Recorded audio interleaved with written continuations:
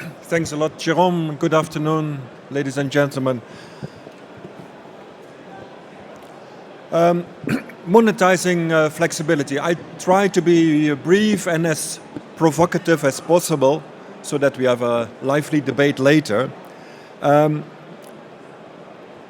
Before to start, let's try to define flexibility, because it's rather confusing. People might think of this in different ways. So the way I define it is that before to define flexibility, let's define capacity. Capacity is basically an option. It's the ability to deliver energy or to take energy.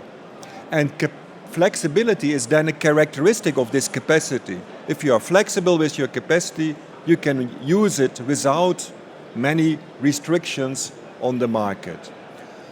So I really like to see flexibility as a characteristic of capacity, and capacity is used on the energy market.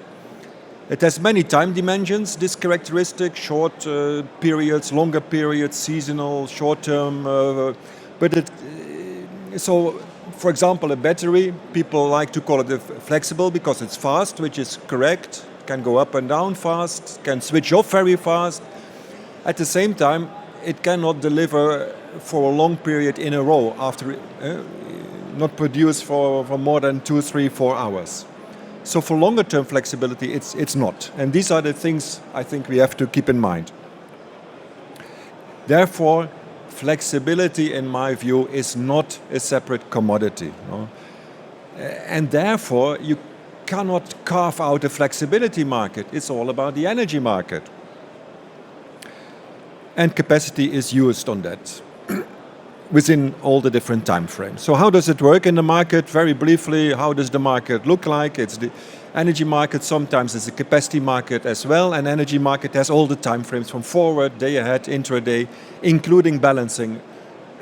I like to really put the balancing market also as an integral part of the energy market. It's a little bit special because to some extent the TSO is the single buyer or single seller, but still it's an integral part of the energy market. Equal treatment is important, and then if you have access to the market, if you have access to the grid, basically, either as a generator or storage or demand, that's it, then you should have access to the market and you should be able to trade. And all the others are intermediates. You can call them a trader, a supplier, or an aggregator. Basically, they do the same thing. And then there are all the products. All the products, base load, peak load, year ahead, quarter ahead, month ahead, week ahead, day ahead, profiles as a special product that are being traded on the market, hourly products, 15-minute products on the intraday market, of course, more and more important because of the increasing share of intermittent renewables. Special products, derivatives. Now in Germany, the exchanges introduced this cap futures product, which is also something which is traded on the market. And then you have the typical balancing products, the frequency containment reserve, frequency restoration reserve, and replacement reserve in some of the markets. And if you have a capacity market, you have something like capacity certificates. And new products can be developed. There is no limit. As long as there is a need, somebody can propose a product. If it's getting interesting, if it's more traded liquidly, then a power exchange can come in. It can be standardized. But there are no limits. As soon as there is a need, we can have a bilateral trade and we can try to develop a standard product if we want. Good. A little bit about my company, Statkraft. It's a Norwegian company. We have a lot of hydropower in the Norwegian market. So we are, on one hand, we offer a lot of flexible capacity. Now this is one lake, one reservoir, and the total reservoir capacity is 7.8 terawatt hours. So it's really one of our biggest, but it's really huge. 6 billion Tesla Powerwalls, if you want to compare that. And the beauty is, these type of reservoirs offer all type of flexibility. Short-term, fast reserve, up to seasonal, because these type of reservoirs require sometimes more than a year to be empty if it's full. If you produce continuously, only after 1 year the reservoir will be empty. On the other hand, we also need flexible capacity. As Statkraft, we are, for example, active in Germany as direct vermarkter, so we provide market access to wind generators. We don't own the wind, we provide the market access. We have almost 12 gigawatts of wind in our portfolio, mainly in the north of Germany. And on the right-hand side, you see that every year we lose some and we win some. So now we are at mainly wind at about 12 gigawatts. So we also need a lot of flexible capacity because we have to optimize and have to manage this portfolio on the market. And then, of course, the intraday market's especially important. No? We have day-ahead forecasts, and our relation with the wind generator is normally based on the day-ahead price. That's the reference price. So everything what comes after that is our risk. And we need to manage it as good as possible on the intraday market. All the forecasts are very important, wind forecast, and then all the deviations need to be traded to avoid imbalances, to reduce the imbalance risk. If the forecast is higher than expected, or if we have more generation than expected, of course, most likely we have to sell that surplus at a lower price. That's the intraday prices that normally below the day-ahead price. So this is illustrating the risks that we face. So now about monetizing flexibility, just to manage expectations, I try to be provocative, as I said, do not overestimate the value of flexible capacity. There are several reasons. I will go through them. First, still in many markets, countries in Europe, there is still overcapacity. If you have overcapacity, there is also a lot of flexible capacity. But there are other issues as well. First of all, there is a lot of storage. You know?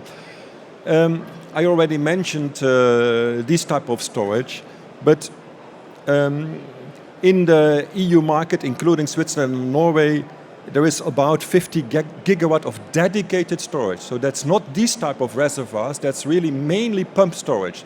Dedicated storage means electricity in, electricity out. These Norwegian reservoirs, electricity doesn't go in. We don't have pumps, we just catch the water and we only produce when the value is right. So if you add the dedicated storage, you get 77 gigawatts. No? And then there are batteries. Batteries are coming. Then there are vehicles. Everybody likes to talk about Teslas, but it's also these type of vehicles. No? Very basic. They have a battery. They are now, of course, not really active on the market. But they are being charged. But in theory, it could be used also as a vehicle to grid.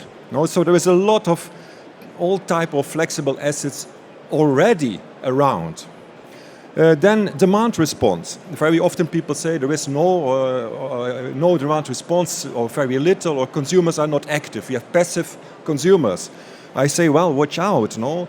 This is my dishwasher at home. I switch on the dishwasher after 11 o'clock because I have still the off-peak tariff. Very traditional, but it works. No? And if you add, this is 1 kilowatt, if you add millions of these dishwashers, it's thousands of megawatts already active on the market. With a lot of limitations, because it's based on the very old-fashioned 11 o'clock in the evening off-peak tariff switch. But as soon as the market will change, the price signal will change, and supply and smart meters are being rolled out, there is no limit. No? This is lingering around. This is an indication from France, the load profile in France. Every evening at 10 or at 10 o'clock, I believe, or 11, I don't know, 3 gigawatt is automatically switched on. This is at the consumers for producing warm water, because they are a certain tariff. Often forgotten. So it's also called implicit demand response.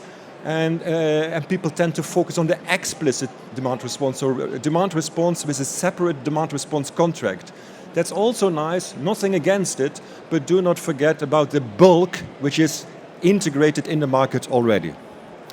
Then the reserve markets, also very appealing, of course very interesting, but it's a small market and it's not really increasing. Maybe it's even decreasing. Well, if you look at FCR, the primary response frequency containment reserve, for the continental Europe, the total size of the market is 3,000 megawatt since 30 years or something like that. It didn't change over 30 years. It's still 3,000 megawatts. It's not increasing. And the price, this is the price of primary reserve in Germany, a little bit old, I have to admit, but the price is going down. The value is going down. Same for the activation of the secondary reserve, so the frequency replacement reserve. That's the green graph. On the red, you see the intraday volumes that are being traded. Those are increasing, but the activation and also the amount of reserve that is contracted by the TSO is reducing despite of the increasing share of wind and solar. We can maybe discuss later if you want. Finally, intermittent generation is controllable. We can perfectly control solar and wind, no?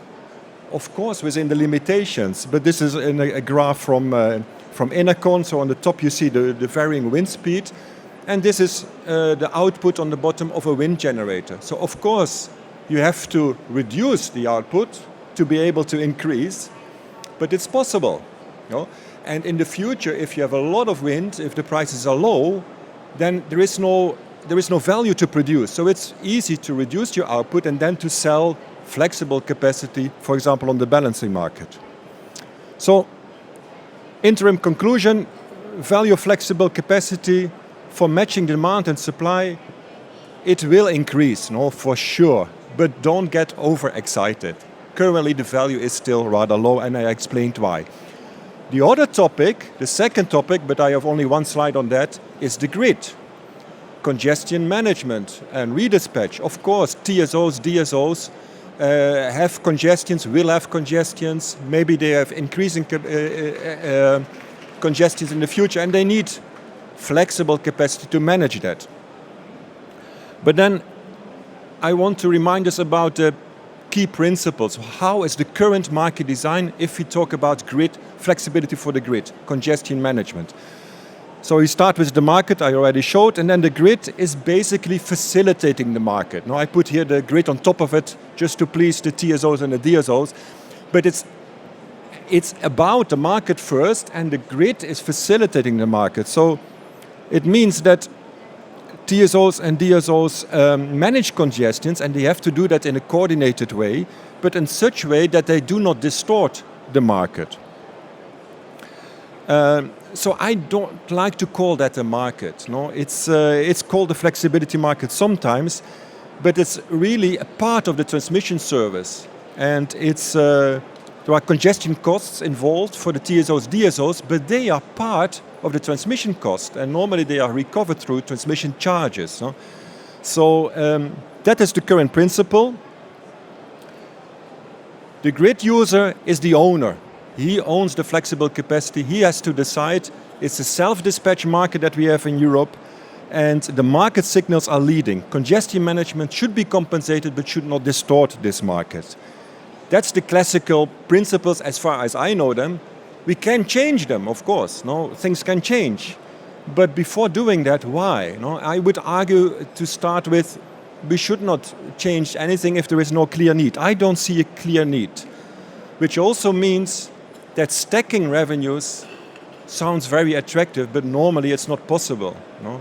In the market, you have to arbitrage, and between the market and the grid, you should be compensated so that you're left financially indifferent. But in the current principles, I don't see the possibility to stack revenues from and the market and offering services to the grid. I think that's it to kick off. Thank you very much.